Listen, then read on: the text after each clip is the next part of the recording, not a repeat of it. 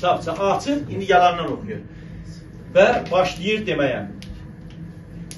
Paris şəhəri Əqrəb bürcünün təsiri altındadır. Bu bürcün təsiri altında olan şəhər daim xətada olacaq, başı bəlalı olacaq.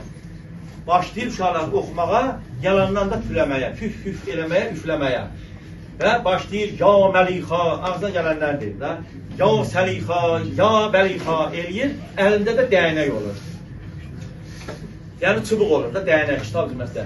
Əlində dəyənək olur, qaçır o yüzden, tullanın üfləyə, həmin o düzəltdiyi taxta paralarına bir dənə vurur. Vurur, deyir ki, mən dağıtdığım kimi, güya cinlərə, şeytanlara, divlərə deyir ki, mən dağıtdığım kimi Paris şəhərdə alt üst eləyir. Vurur, bunlar hamısı dağılır yerə. Dağılır, qadınlara deyir ki, Paris dağıldı. Razı qaldınız.